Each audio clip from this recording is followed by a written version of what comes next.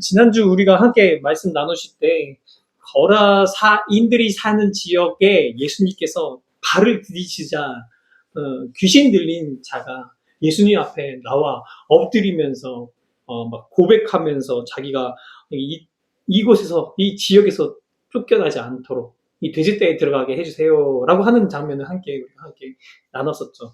마가복음 5장을 좀 이렇게 계속해서 살펴보면서 느끼는 거는 예수님께서 의도적으로 경계선을 넘으시는 것 같다.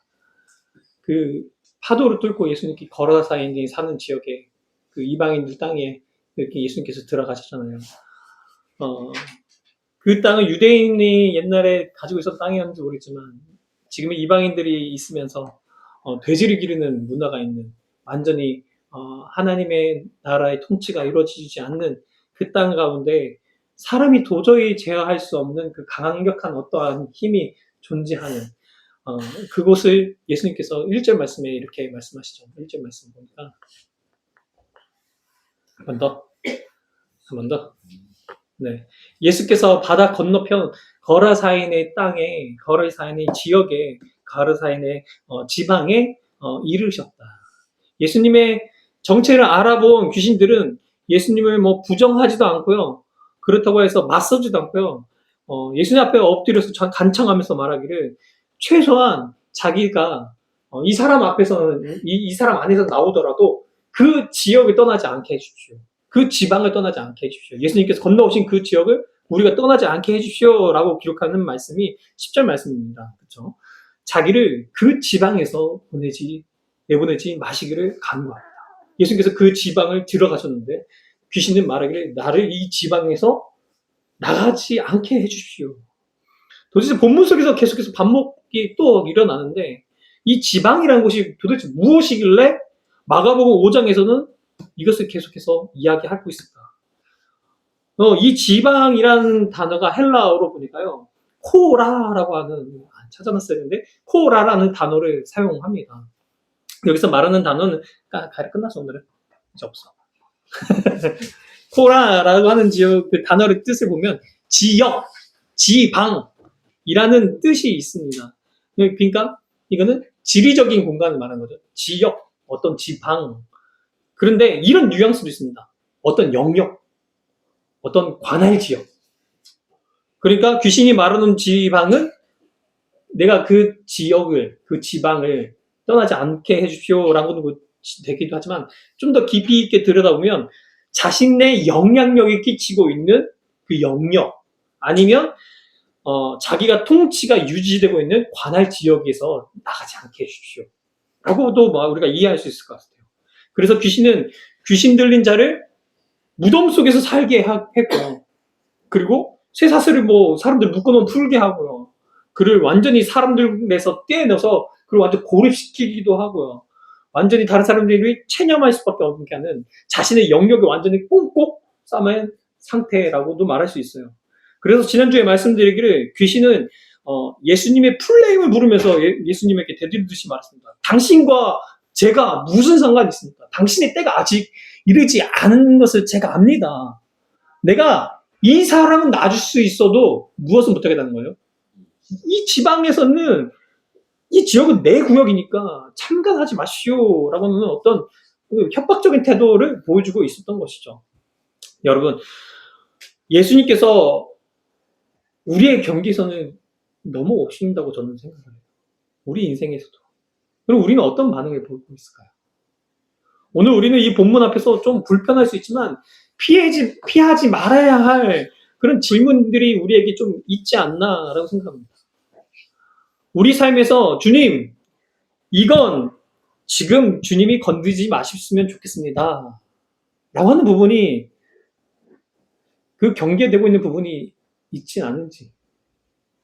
예수님이 거라사인의 지방의 경계를 우리에게 넣고 들어오시는데 우리 인생에서도 예수님이 어디까지 들어오셔도 괜찮고 어디까지는 우리가 받아들이지 못하고 어디까지는 우리가 허락해드릴 수 있는 것인지 여러분들 그건 혹시 정하고 있지 않습니까? 이 질문을 여러분 신앙이 있어요? 없어요? 여러분 믿음이 있나요? 없나요?를 물어보는 게 아니고요. 여러분들이 교회에 잘 오고 계시는지, 예배에 참석을 잘 하신지를 묻는 것이 아닙니다. 귀신도 예수님을 알아보고 예수님 앞에서 납작 엎드려가지고, 그러면서도 말하기로 뭐라고요? 예수님을 인정하면서도, 아니요, 이 지방에서 내보내지 마십시오. 이 지역은 내 관할 구역입니다. 라고 말하고 있는 것입니다. 무슨 말이냐면, 이 사람은 포기해도 이 영역은, 이 관할 지역은 당신 것이 아니라 내 것이다.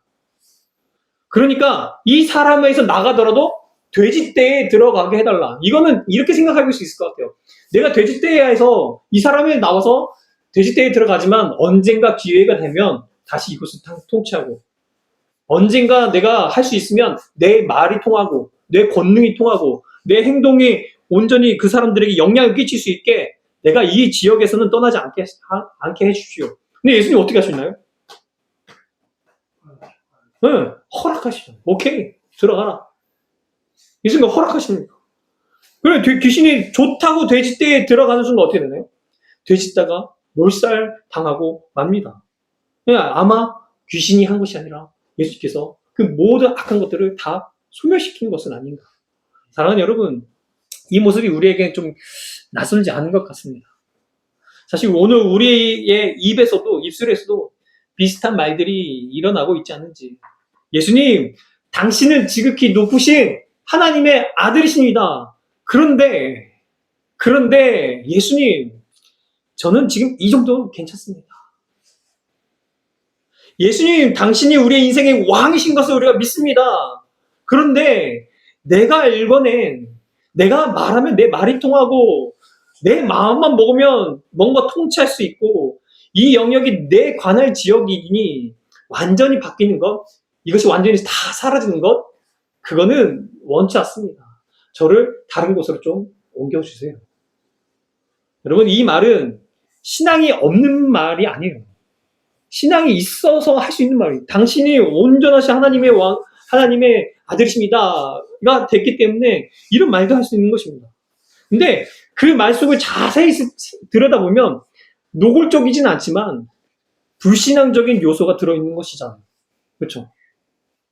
그래서 더 현실적이고 예수님과 합리적인 그런 거래를 하는 것처럼 느껴지기도 합니다. 이 말들의 공통점을 보면요. 하나님, 예수님, 성령님, 내 인생에 더 깊이 참여하지 마십시오. 예수님, 멈추세요.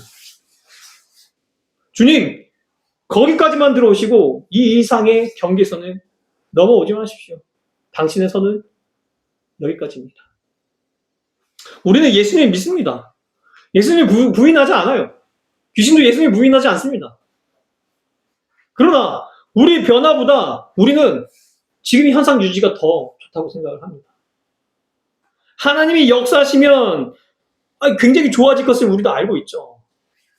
예수님이 우리 가운데 있으면 뭔가 굉장한 일들이 일어날 것을 기대도 합니다. 그러나 그 동시에 우리는 우리의 삶이 전체가 흔들릴까 봐 두렵습니다. 그런데 그 지점이 신앙에 있어서 가장 좀 무서운 지점이 아닌가라는 생각이 들어요. 오늘 여러분 마음 한구석에 여러분들이 그어놓은 서딘이 혹시 없지 않은지, 주님 이 영역은 그대로 두셨으면 좋겠습니다. 나중에 제가 신앙생활 더 잘하면 하겠습니다. 이 부분은 내가 알아서 관리 잘할 수 있는 부분입니다. 지금 내 삶에서 예수님이 들어오시는 것으로 말미암아 불편해지는 부분, 그런 영역, 예수님이 손대시면 내 삶의 시간표가 다시, 나의 관계가 다시, 나의 돈과 나의 계획과 나의 미래가 불투명해진, 다시 정리되는 그런 부분이 있다면 여러분 무엇이 있습니까? 우리는 좀 예수님 믿으면서 좀 착각하고 있는 것 같아요. 예수님이 오시면 좋은 일이 일어나죠. 굉장히 예수님께서 모든 것을 다 책임져 주실 거죠.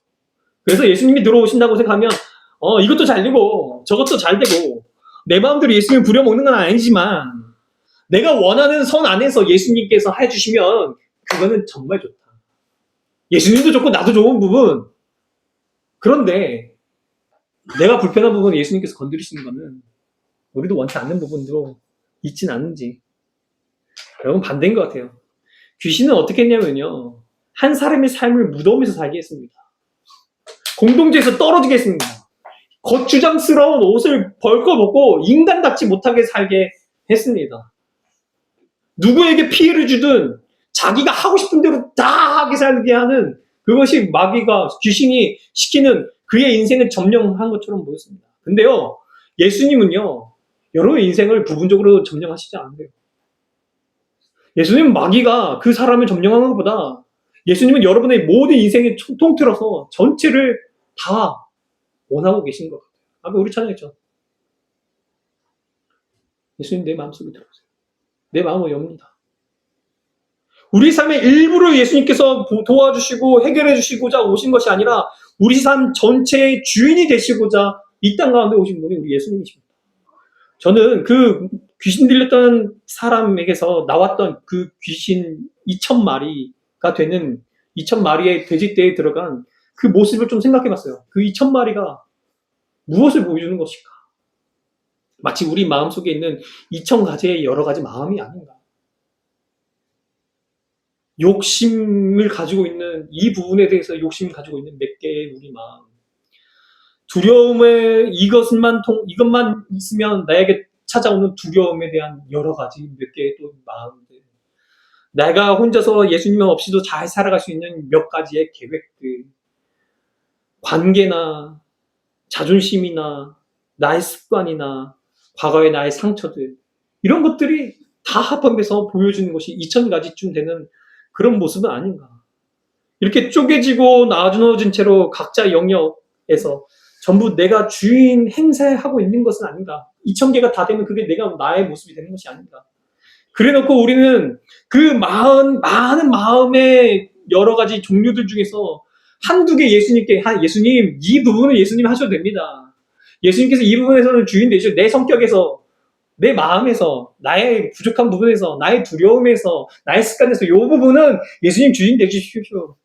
기분 좋으면, 은혜 받았다고 생각하면 한 10개, 20개 예수님 옆에 턱 내들면서 예수님, 내가 10개, 20개 드렸으니까 예수님 나의 인생은 당신 주인입니다. 근데 내 마음속에는 아직도 2,000가지의 내가 내려놓지 못하는 부분들이 있는 것은 아닌가. 그러면서 우리는 안심하고 있는 것은 아닌가. 사랑하는 여러분, 오늘 예수님이 여러분의 마음을 두드리고 계시는 영역이 있다면 그것이 무엇인지 좀 생각해 봤으면 좋겠습니다. 지금 당장 바꿔라 한다면 감당 안 되는 것. 지금 당장 그거 내려놔라 하는 것, 그것을 내가 유지하고 싶어 하고 있는 것들.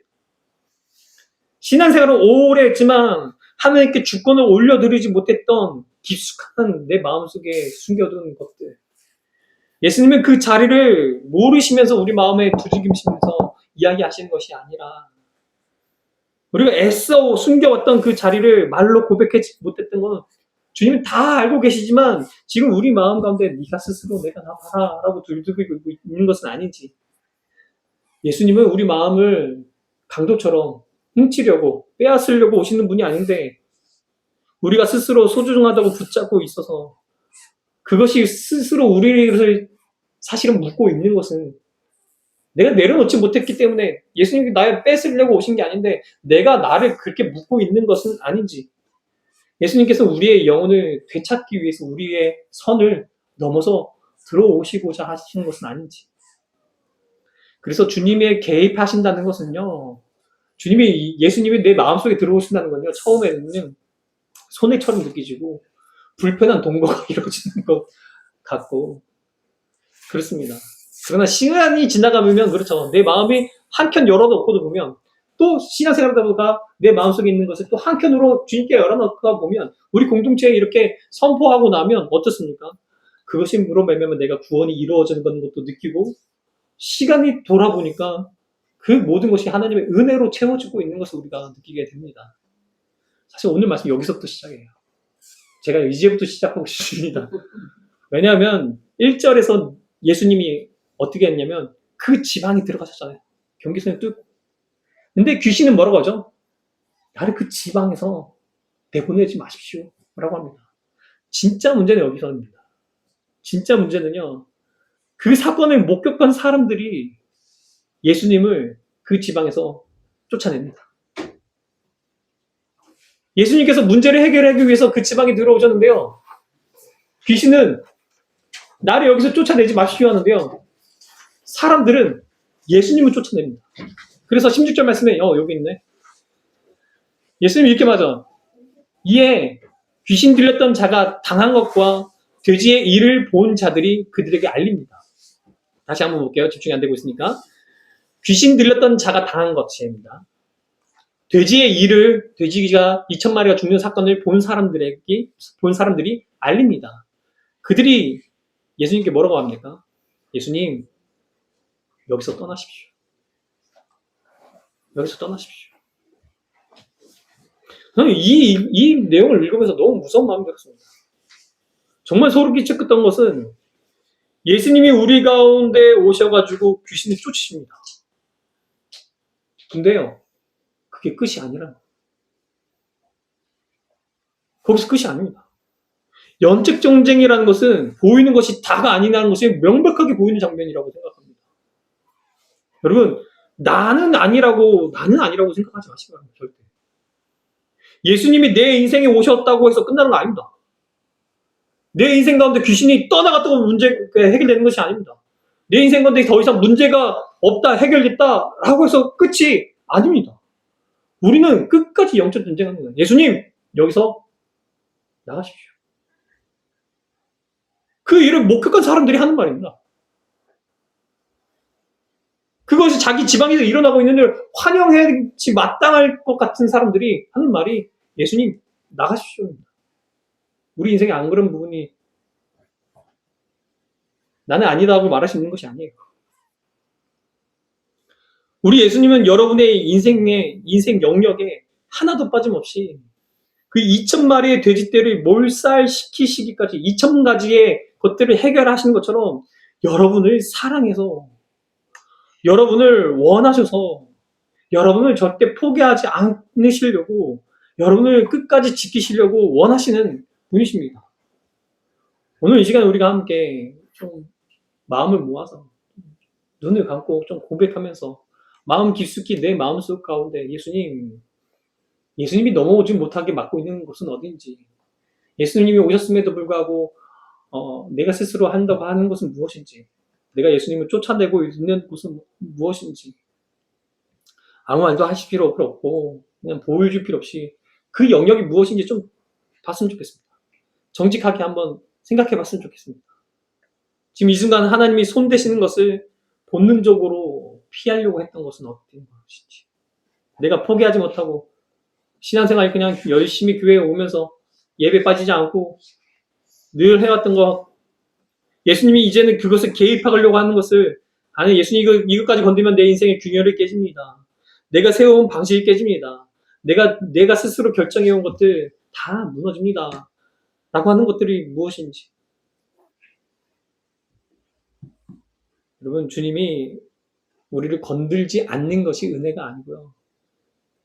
우리에게 문제를 건드셔서 그 문제 가운데 예수님이 다시 주인 되시는 것이 은혜입니다.